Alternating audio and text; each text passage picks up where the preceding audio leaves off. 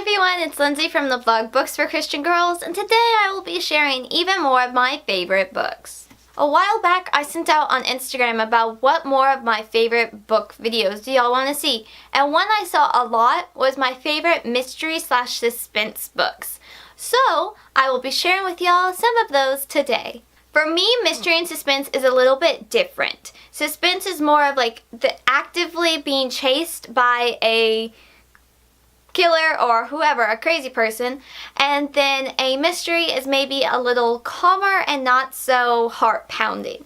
That for me is the difference. So just going into this video, there is my, when I say it's a mystery, it's not so heart-pounding, and when I say it's suspense, it's a little more intense. Hey! So I don't have these in any particular order. I did try to grab different genres as well that have mysteries and suspense in them. So the first one we're going to talk about is A Secret to Die For by Lisa Harris. I mentioned this book in my favorite books of 2018 video because I was really blown away by how this author talked about this topic. Typically, Lisa Harris focuses more about drug trafficking and human trafficking in her books, and those are very interesting as well, but this one I really loved because there's the Homeland Security on the digital side. And as a digital marketing and advertising major, and then as someone who almost had the major of Homeland Security, there was just the entire mystery and suspense part of this plot I found really intriguing, and I couldn't put it down. So this next book is actually a start of a trilogy, and I talked about this trilogy a lot in the beginning of this channel, and then once the third book came around and it didn't quite go the way I had hoped, I was a little disappointed, but I still love this first book, and that book is A Fool and His Monet by Sandra Orchard. I loved Serena, and I thought her family was great. The love triangle... But I did still really enjoy just the plot. She's a part of the FBI's art crime team, and there was just something about that I found really fascinating.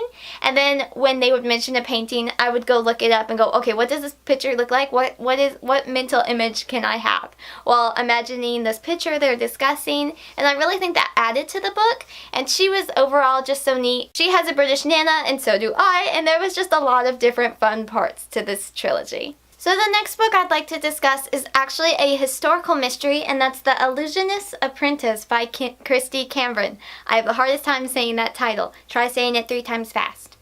So this was actually my first book I read by this author, and I've read other books by her since then, and she has such a almost poetic style of writing that's very intriguing and interesting.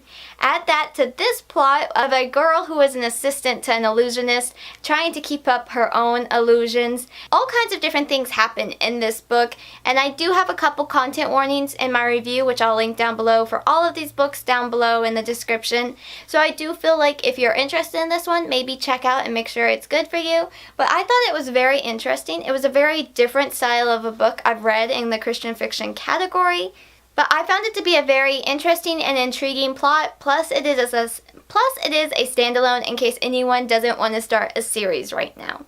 So the next series, I'm not sure if I would call suspense or mystery, maybe in between there, and that is The Secret Life of Samantha McGregor by Melody Carlson. I mentioned this series a couple videos ago, and it basically follows a girl who has these visions of crazy things happening right before they happen. And this is probably one of my favorite series by this author. I've read many books by this author, and there's a lot of spiritual content, which I appreciated, but I also loved that it was YA and pretty relatable to today's world with it being contemporary YA.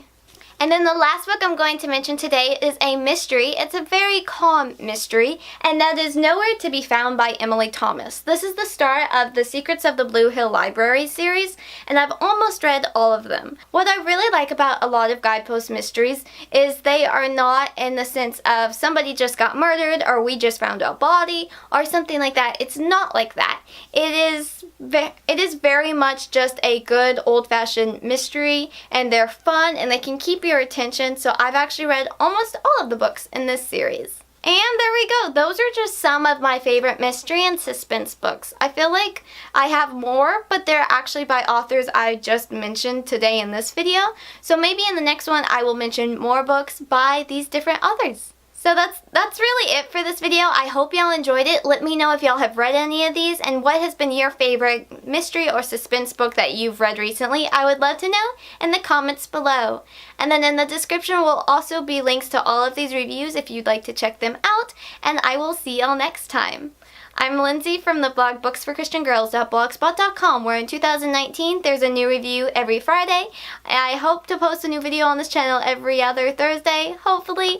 And I'm on Instagram somewhat often. Bye, y'all.